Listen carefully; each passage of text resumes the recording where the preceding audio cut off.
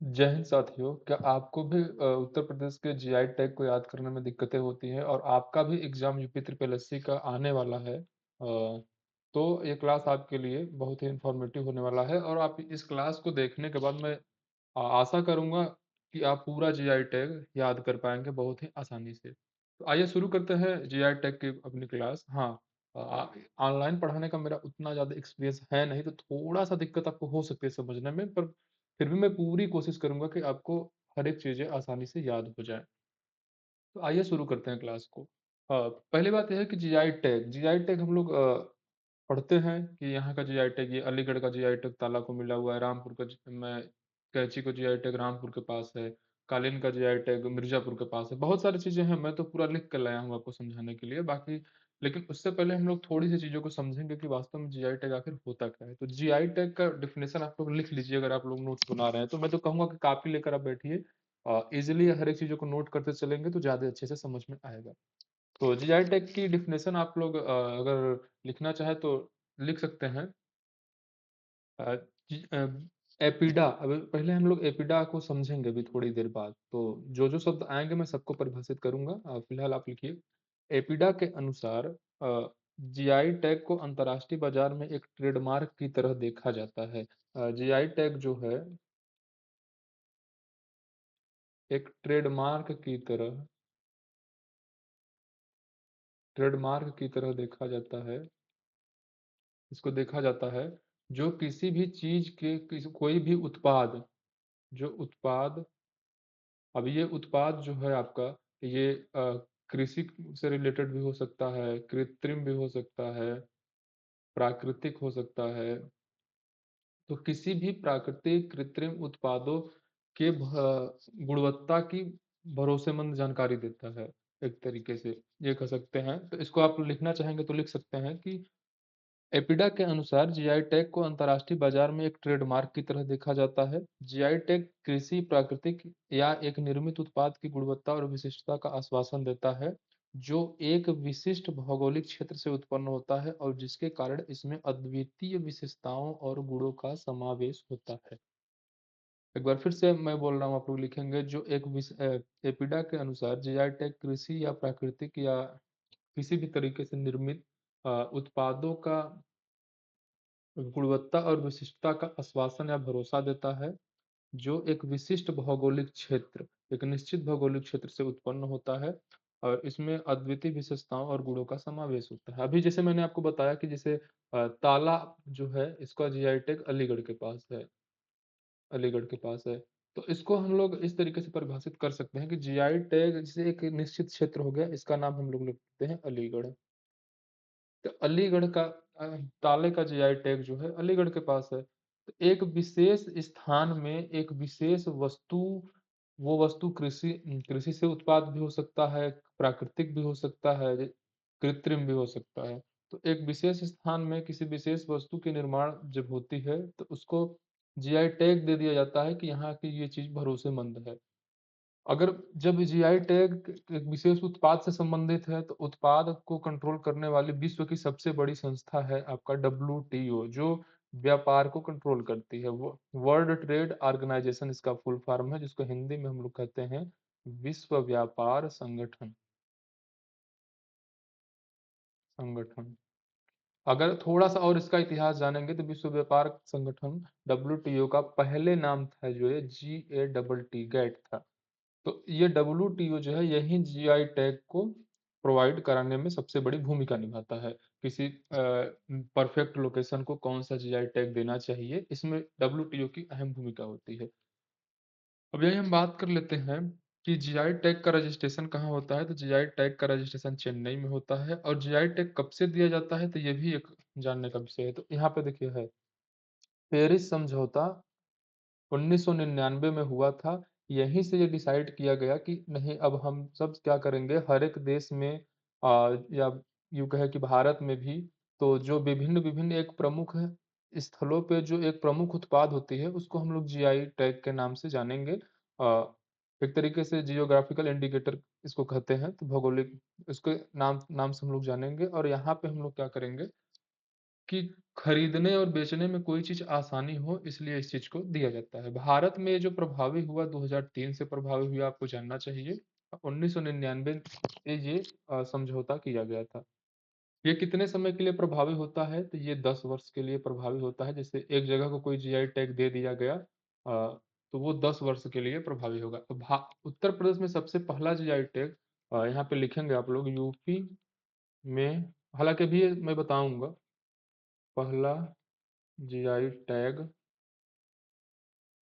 ये मिला था आपको प्रयागराज का जो है सुर्ख अमरूद को मिला था। यहाँ पे लिखेंगे हम लोग, सुर्ख अमरूद, ये है प्रयागराज। पहले इलाहाबाद था, प्रयागराज हो गया है। तो ये पहला जीआई टैग यूपी में यहीं पे मिला था। और ये इसका मुख्यालय जो है दिल्ली में है, लेकिन जीआई टैग को रजिस्ट्रेशन करने के लिए चेन्नई जाना पड़ता है। भारत में कहीं किसी चीज को अगर जीआई टैग दिया जा रहा है तो। अभी एक आया था, हम परिभाषा बता रहे थे जीआई टैग की, तो उसमें एपीडा शब्द आया था, APEDA। एपीडा ही, सॉरी, एपीडा ही भारत में जीआई टैग को परिभाषित कर रहा था अभी। तो आइए हम लोग यहाँ पे देखते हैं। एपीडा का फुल फॉर्म होता है agriculture and proceed food products export development authority. ये आप लोग थोड़ा सा इसको एक दो बार पढ़ेंगे तो याद हो जाएगा। Agriculture and proceed food product export development authority, ये जो है जीआई टैग से संबंधित ये भी है। और इसके बाद हम लोग दो चीजों को और समझ लेंगे, फुल फॉर्म, या फिर ये कहे कि इस किससे संबंधित है। ये अक्सर क्वेश्चन पूछा जाता है कि नाफेड किससे संबंधित है। तो नाफेड जो है ये आम किसानों से संबंधित है, आम किसान या आम नागरिक।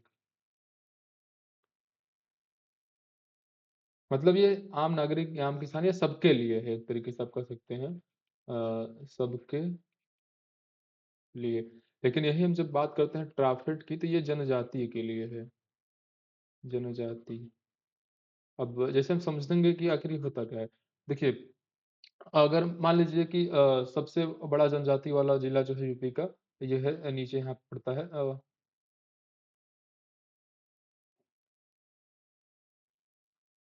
ये होगा मान लीजिए यूपी में, तो यहाँ पे पड़ता है सोनभद्र आपका। तो सोनभद्र को ही देख लेते हैं, सबसे लास्ट में है। और इसकी विशेषताएं भी कई है, अभी हम लोग बहुत चीज पढ़ने वाले हैं कि ये 4 राज्यों से सीमा साझा करता है। ये सब अभी बहुत सी चीजें हैं। अभी पहले हम लोग सोच रहे हैं कि जीआई टैग याद कर लेंगे, तो बीच बीच में कोई आता रहेगा हर जिला, तो वहाँ पे रिवीजन हम लोग करते हुए चलेंगे। जैसे सोनभद्र में जनजाति अधिक है, तो कोई भी यहाँ पे योजना अगर नाफेड के अंतर्गत लागू हुआ, तो ये वहाँ के हर एक किसानों, हर एक व्यक्तियों को प्रभावित करेगा। लेकिन अगर यहाँ पे कोई चीज ट्राफेड के अंतर्गत लागू हुआ, तो जैसे यहाँ पे गोंड जनजाति की जनसंख्या है, कहार जनजाति है, और खरवार जनजाति है, तो जैसे कई अलग अलग जनजातियां हैं, तो ट्राफेड के अंतर्गत अगर यहाँ पे कोई योजना आती है, तो ये एक विशेष ट्राइबल्स पर ही लागू होगा जो वहाँ के जनजाति में आते हैं। तो यही था। अब हम लोग शुरू करेंगे कि कहाँ को किस जगह को कौन सा उत्पाद को जीआई टैग मिला है, कौन सी जगह पे कौन सी प्रमुख वस्तु है जिसको जीआई टैग मिला है। तो आइए हम लोग वहां पे चलते हैं, और यहाँ से हम लोग याद करने की कोशिश करेंगे कि देखिए, यहाँ पे मैं कुछ चीजें आपको लिख कर लाया हूँ, और अमूमन मैं आपको बता दूं कि ये हर बुक में है भी नहीं। हर बुक का मैं तो, मुझे तो किसी बुक में नहीं मिला। मुझे बहुत सारी चीजें इस पे गूगल से सर्च करके लिखनी पड़ी, कि ताकि आप लोग एक स्लाइड में ही पूरी जीआई टैग को आसानी से पढ़ सके। तो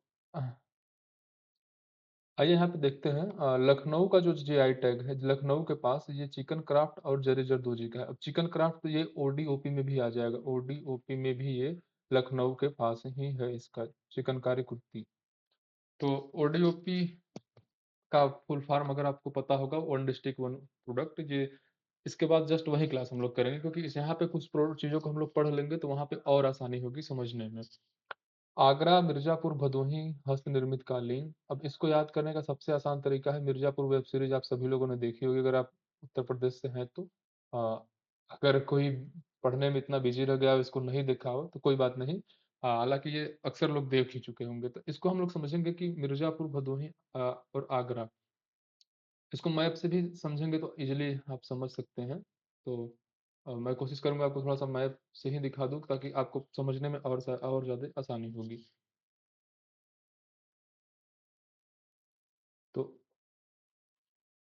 यहाँ पे देखिए आपका पड़ता है मिर्ज़ापुर, ये है मिर्ज़ापुर, ये है संत रविदास नगर भदोही और ये है अपना आगरा। तो ऐसे याद कर सकते हैं हम लोग कि कालीन भैया जो थे मिर्ज़ापुर के थे मिर्ज़ापुर वेब सीरीज़ में। तो मिर्ज़ापुर के कालीन भैया भदोही के रास्ते आगरा पहुँचे। मिर्ज़ापुर के कालीन भैया भदोही के रास्ते आगरा पहुँचे, या ऐसे याद कर सकते हैं कि ताजमहल में मिर्ज़ापुर की कालीन बिछाई गई है जो भदोही के रास्ते गई थी। इसको ऐसे हम लोग याद कर सकते हैं। अब हालाँकि मिर्ज़ापुर, भदोही, अब ओडीओपी में जाएँगे तो आपका सोनभद्र और जौनपुर का भी शायद कालीन ही आपको मिले। वहाँ पे पढ़ेंगे हम लोग इसको तो अच्छे तरीके से समझेंगे। बाकी यहाँ पे चलते हैं, कानपुर को थोड़ा होल्ड करके रखते हैं क्योंकि मुझे थोड़ा-सा डाउट है इसको लेकर, और बाकी मैं पढ़ा देता हूँ। अभी उसको भी मैं बताऊँगा। फर्रुखाबाद का है ब्लॉक प्रिंट, काल्पी या जालौन हाथ से बने पेपर। अब इसको याद करने के लिए सबसे आसान सी ट्रिक मैं आपको बताता हूँ कि हाथ से बने पेपर काल्पी या जालौन। जैसे पेपर में अगर हम लोग आग लगा दिए तो उससे हाथ जल गया। काल्पी पड़ता है जालौन में, हालाँकि काल्पी इतना अंदर से पूछता नहीं है जी, बस पूछेगा कि हाथ से बने पेपर, डिस्ट्रिक्ट ही पूछता है ज़्यादातर इसमें। तो हाथ से बने पेपर में अगर आग लगाएँगे तो जल जाएगा। पेपर को हाथ से पकड़े थे, आग लगाए तो जल गया। ये हो गया। निज़ामाबाद, ये निज़ामाबाद आज़मगढ़ में पड़ता है। इसी का एक लोकेशन है। आज़मगढ़ काली मिट्टी के बर्तन है। खुर्जा या बुलंदशहर चीनी मिट्टी के बर्तन। सहारनपुर कास्ट शिल्प सहारनपुर। वाराणसी के 7-8 आपको मिलेंगे, 6 से 7। तो इसको मैं अलग से वाले स्लाइड पे बताऊंगा अभी, क्योंकि एक यहाँ पे आप एक एक वाला पढ़ लीजिए, क्योंकि अभी कई चीज बनारस में है। बनारस का अमरूद भी है, बनारस का साड़ी भी है, बिना बनारस का फिर वो कई चीज है। तो आइए यहाँ से चलते हैं गाजियाबाद से। गाजियाबाद का अगर हम लोग पढ़ेंगे तो गाजियाबाद का पड़ता है वाल सैंडलिंग। एक सेकंड, हाँ, यहाँ पढ़ेंगे वाल सैंडलिंग।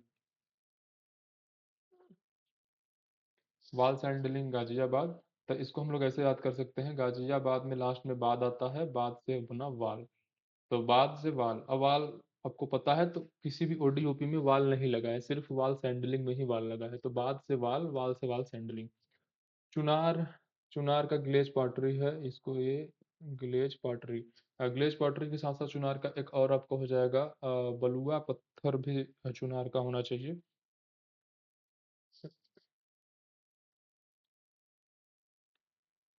बलुआ पत्थर।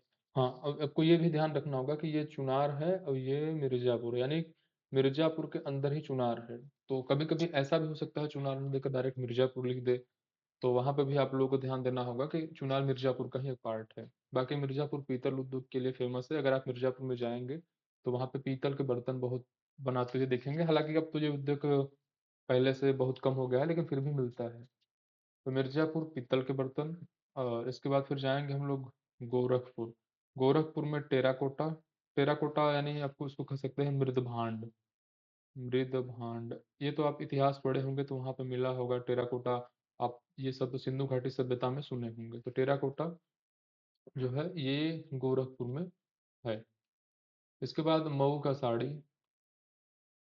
मऊ का हो गया साड़ी। बागपत का होम फर्निशिंग, देखिए इसको भी याद करने का हम एक ट्रिक बनाया हुआ है, इसको भी आप आसानी से याद कर सकते हैं। देखिए सारी चीजें आपको ट्रिक से नहीं बताई जा सकती, क्योंकि ज्यादा ट्रिक आप पढ़ लेंगे तो आपको खुद कंफ्यूजन हो जाएगा, और सारी चीजों पर ट्रिक बनाई भी नहीं जा सकती। लेकिन कुछ चीजें हैं जो मैं आपको बता दे रहा हूँ कि वो ट्रिक से आप याद कर लेंगे, बाकी सारी चीजें जो है आप वहां से पढ़ लेंगे। तो बागपत का होम फर्निशिंग हो जाएगा। तो देखिए, होम को फिनिश करने के लिए बाग के पथ जाओ। जैसे किसी का घर यहाँ पे हो गया और ये बीच में रास्ता हो गया, जैसे ये आपका स्कूल हो गया और यहाँ पे ये रास्ता हो गया और यहाँ पे आपका घर हो गया। तो यहाँ पे बगीचे लगे हुए हैं। तो होम तक पहुँचने के लिए बाग के पथ को तय करो।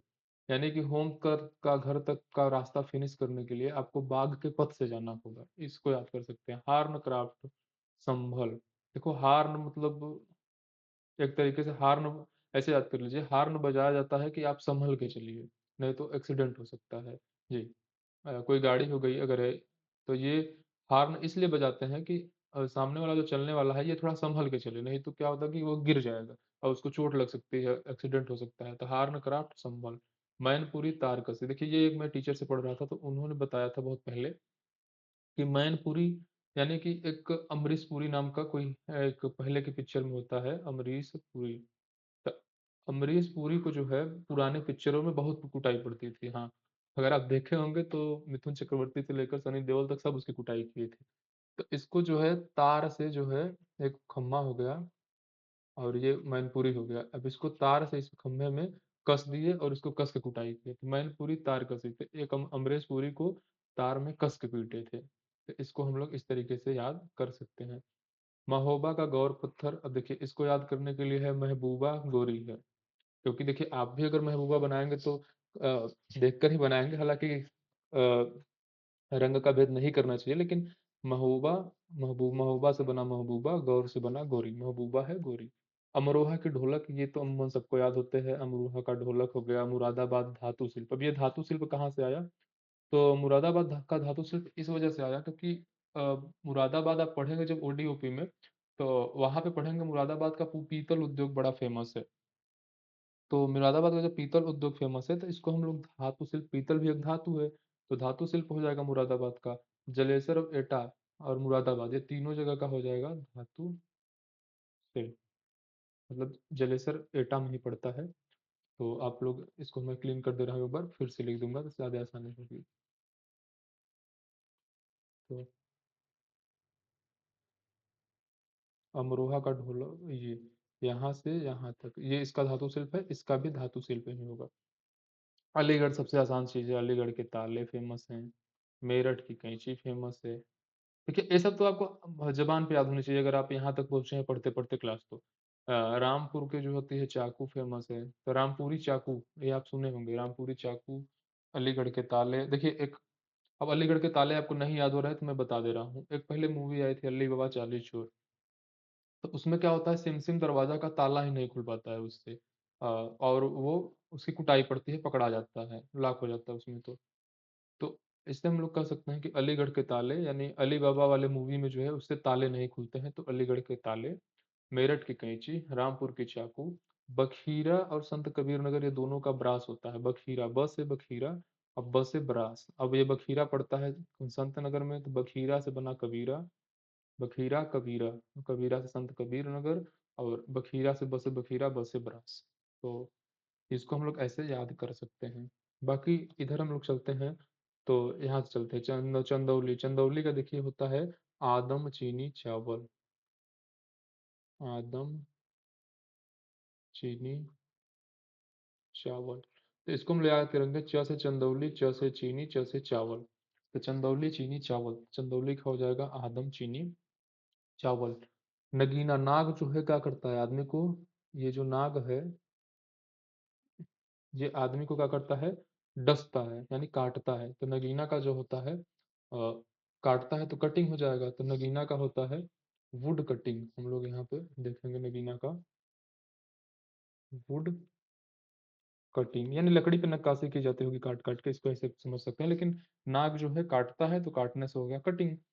हाथरस की जो होती है, हा से हाथरस, हा से हींग, तो हाथरस की हो जाएगी हींग। प्रतापगढ़ का सबको पता है, प्रतापगढ़ के आंवले बहुत फेमस है, प्रतापगढ़ के आंवले। अब देखिए चावल, चंदौली का आदम चीनी चावल, और सिद्धार्थ नगर का हम लोग देखेंगे तो हो जाता है काला नमक चावल, काला नमक चावल। इसके बाद फिर अ, सुर्ख अमरूद, ये हम लोग पहले ही पढ़ चुके हैं कि इसको फर्स्ट जीआई टैग मिला था सुर्ख अमरूद को, सुर्ख अमरूद प्रयागराज। इसके बाद बांदा, हम लोग पढ़ेंगे बांदा, पढ़ेंगे मलिहाबाद। देखिए दो चीज को अभी होल्ड पर रखिए, मैं बताता हूँ। अ, मलिहाबाद, मलिहाबाद को कहा, मलिहाबाद है दशहरी आम। और ये मलिहाबाद पड़ता कहाँ है, तो मलिहाबाद पड़ता है आपका लखनऊ में, LUCKNOW, लखनऊ में मलिहाबाद, मलिहाबाद का दशहरी आम। बनारस का जो होता है लंगड़ा आम बहुत फेमस है। भाई बनारस का पूरा मैं लिखवाऊंगा, यहाँ पे समझ लीजिए। अब आम की बात आई है तो बनारस का हो जाएगा लंगड़ा आम। मुजफ्फरपुर, देखिए मौज कब आती है, जब हम लोग कुछ मीठा खाते हैं तो मौज आता है। मौज आता है तो शरीर दिल गार्डन गार्डन हो जाता है, फुरफुर उड़ने लगते हैं। या मोटू पतलू में जब फुरफुरी नगर की बात आती है तो मौज ही मौज आ जाती है। तो मौज दो चीजों से आती है, या मोटू पतलू में फुरफुरी नगर की बात हो, या फिर कोई कुछ मीठा खाएं। तो मीठा खाने का सबसे अच्छा चीज है गुड़। चीनी मत खाइए आप लोग, नहीं तो बहुत नुकसान करेगा। तो मुजफ्फरपुर का हो जाएगा गुड़। रामनगर का हो जाएगा बैगन, इसको हम लोग भंटा भी बोलते हैं। तो रामनगर का हो जाएगा बैगन। तो देखिए अमूमन हम लोग कितना चीज कितना याद कर चुके हैं ये। कम से कम हमको लग रहा है 30 से अधिक हम लोग याद कर चुके हैं, और इससे ज्यादा किसी भी बुक में नहीं है। और शायद हमको लगता है अभी बनारस के हम लोग 8-10 पढ़ 7-8 पढ़ लेंगे तो वो भी याद ही हो जाएगा। अभी तुरंत मैं उसको बता रहा हूँ। और यहाँ बांदा का बच रहा है, तो एक सेकंड में इसको देख लेता हूँ। हाँ देखिए, दिमाग से उतर गया था। अ, बांदा का हो जाएगा आपका सजर पत्थर। ये ओडीओपी में भी हमको यही डाउट हो गया था कि ओडीओपी ये अलग तो नहीं है। बांदा का हो जाएगा सजर पत्थर। तो इसको ऐसे भी याद कर सकते हैं, महोबा और बांदा का एक साथ अगर हम लोग जोड़े तो यहाँ हो गया आपका महोबा। तो मेरी महबूबा जो है गोरी है, और बंद कमरे में वो सज रही है, या बंद कमरे में सजकर महबूबा गोरी हो गई। तो इसको ऐसे भी हम लोग याद कर सकते हैं, यहाँ से इसको ऐसे देखते हैं तो ये यहाँ तक। तो इसको हम लोग याद कर सकते हैं, बंद कमरे में सजकर महबूबा गोरी हो गई। बचता है वाराणसी अपना, और बचता है कानपुर। तो कानपुर में होता है जिन साजी का सामान। अब ये जिन साजी होता क्या है, हम इसको गूगल पे देखे नहीं सर्च करके, नहीं तो फिर बताते आपको। क्योंकि ये मुझे बुक में मिल गया था तो मैं आप लोगों के लिए ले आया। अब मुझे ट्रिक भी इसका नहीं समझ में आ रहा था। जिन साजी का सामान। देखिए इतने कम समय में आप लोगों ने इतना जीआई टैग पढ़ लिया, और ये किसी बुक में है नहीं। आपको बहुत कोशिश करके याद करना पड़ेगा। बहुत सारे यहाँ पे कंटेंट है जो आपको आसानी से बहुत जल्द जल्द ही आपको मिलने वाला है। न्यू स्लाइड हम ले लेते हैं, और हम यहाँ पे पढ़ेंगे वाराणसी के जीआई टैग। तो यहाँ पे हेडिंग डाल लेते हैं हम लोग, वाराणसी। वारा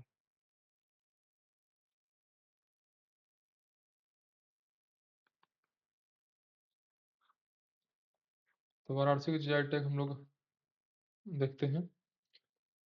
तो पहला है गुजाबारी मीनाकारी शिल्प। इसको देखिए आप याद कर होगा तो कीजिएगा, नहीं तो फिर मैं बता रहा हूँ। गुजा भारी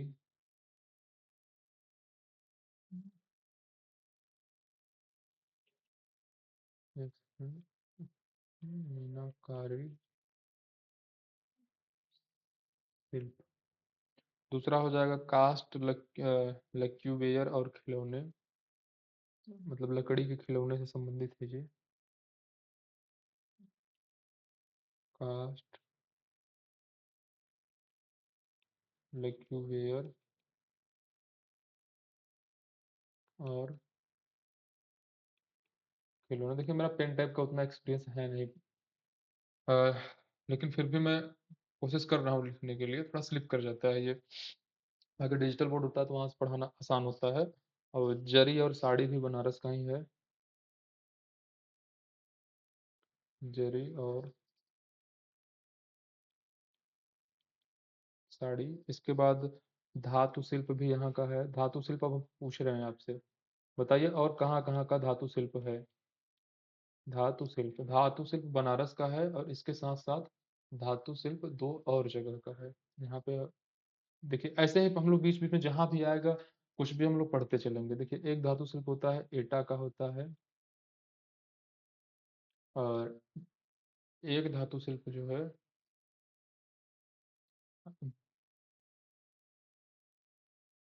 एक धातु शिल्प आपका होगा मुरादाबाद। यही मुरादाबाद, जिसको हम लोग ओडीओपी में जब जाएंगे तो मुरादाबाद का पीतल पढ़ेंगे, लेकिन यहाँ पे हम लोग धातु शिल्प पढ़ेंगे। और पीतल कहाँ का है कमेंट करके बताइएगा जरूर आप लोग, अगर वीडियो यहाँ तक आप लोग देखते हुए पहुंचे हैं तो। देखिए साथ में अगर आप जुड़े रहेंगे तो यूपी ट्रिपल एससी में यूपी जीएस तो आपका नहीं फंसने वाला है। आप पूरा यहाँ से फंसा लेंगे, 16 क्वेश्चन 20 में से ले जाएंगे। हाँ, दो चार क्वेश्चन इधर उधर से आते हैं करंट के, ये वो, तो वो कोई दावा कर दे कि मैं करवा दूंगा तो मुझे तो नहीं लगता। बाकी हैंड ब्लॉक प्रिंट भी यहीं का है। हैंड ब्लॉक प्रिंट, कभी बनारस जाएंगे घूमने आप तो ये आपको मिलेगा कि लोग हाथ से बनाया हुआ जो है प्रिंट पेंटिंग किया हुआ चीज बेचते हैं। इसके बाद कांच के मोती, कहाँ के मोती, या तो कांच के मोती आज हम लोग पढ़ने वाले हैं। कांच के मोती। इसके बाद आता है अपना सॉफ्ट स्टोन एवं जरी वर्क। जरी यहाँ पे भी आया है। इसके बाद आएगा, यही जरी साड़ियों पर भी है, यही जो जरी है ये सॉफ्ट स्टोन एवं जरी वर्क। सॉफ्ट स्टोन एवं जरी वर्क, ये जरी है, जरी वर्क हो जाएगा। इसके बाद लकड़ी पर नक्काशी, देखिए कास्ट यहाँ पे भी आया है, और ये यहाँ पे पढ़ेंगे हम लोग लकड़ी पर नक्काशी।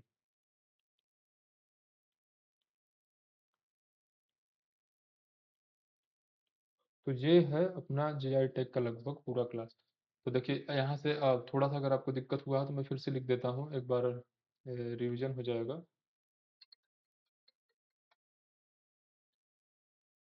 तो पहला हुआ गुजाबारी मीनाकारी शिल्प। गुजाबारी मीनाकारी,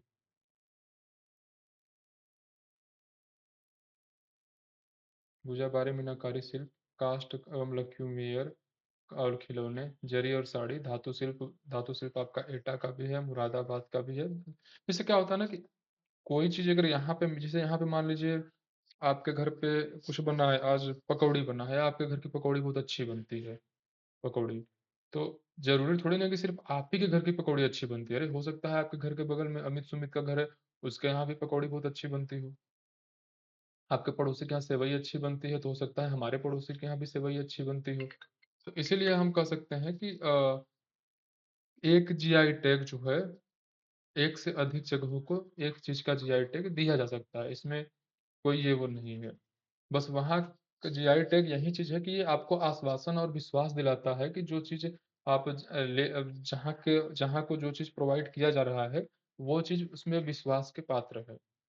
तो आज का क्लास यही था जीआई टैग तक। बाकी हम लोग कल के नेक्स्ट नेक्स्ट क्लास में हम लोग पढ़ने वाले हैं रामसर स्थल एवं आर्द्रभूमि स्थल। इसको भी हम लोग पूरा, इसका भी वो करेंगे, पूरा फॉर्मेशन करेंगे कैसे कैसे है, इसका पूरा ऑपरेशन कर डालेंगे चीड़ पर एक तरीके से। उत्तर प्रदेश में 10 है, बाकी भारत में कितने हैं, कब से रामसर स्थल की शुरुआत हुई, ये सारी चीजों को हम लोग पढ़ेंगे, कहाँ कहाँ पे समझौता हुआ, कैसे हुआ। बाकी अगर आप इसको पढ़ने के बाद हम लोग फिर इसके साथ साथ हम लोग वो कंफर्म कर लेंगे, जैसे पश्चिम बिहार जितने भी है उसको पढ़ लेंगे। और इसके बाद फिर आर्द्रभूमि तो यही है। हो सकता है कि हम लोग वन्य जीव अभयारण्य भी इसी में पढ़ ले, वन्य जीव अभयारण्य यहीं पे पढ़ लें। और ये क्लास खत्म होने के बाद जस्ट हम लोग अ, अगला क्लास हम लोग पढ़ेंगे इसके बाद। जस्ट इसके बाद हम लोग का अगला क्लास जो होगा होने वाला है उसका, अ, इसके बाद अगला क्लास हम लोग जो पढ़ेंगे ये होगा ओडीओपी का। तो ओडीओपी होगा वन डिस्ट्रिक्ट वन प्रोडक्ट। तो वन डिस्ट्रिक्ट वन प्रोडक्ट भी अगर हम लोग पढ़ेंगे तो उसमें भी लगभग बहुत सारे जिले हैं, मतलब बहुत सारे का 75 डिस्ट्रिक्ट है। तो हम कोशिश करेंगे कि आपको 50 जिले के जो उत्पाद हैं ये क्लास में ही याद हो जाए। और जब 50 जिले के उत्पाद आप वहाँ से क्लास में याद कर लेंगे तो जो आज मैं पढ़ाया हूँ इसमें से कई चीज़ वहाँ पे मिलेंगे। तो वहाँ से अगर आप ट्रिक पढ़ेंगे तो वहाँ के ट्रिक में क्या होगा कि इसमें की चीज़ भी आपको यहाँ पे जो हम लोग पढ़े हैं यहाँ पे अगर जो एक आध दो चीज़ आपको नहीं समझ में आएगी, हालांकि 15-20 तो ट्रिक हम यहाँ पे भी बताए, तो वो ट्रिक आपका जो है जब आप इसको पढ़ेंगे तो यहाँ से कंफर्म हो जाएगा। तो क्लास अगर पसंद आई हो तो लाइक कीजिए, और अपना कोई सजेशन हो तो यहाँ कमेंट में छोड़ जाइए। मिलते हैं नेक्स्ट वीडियो में, नेक्स्ट क्लास में। तब तक के लिए आप सभी को नमस्कार, सत श्री अकाल, जय हिंद।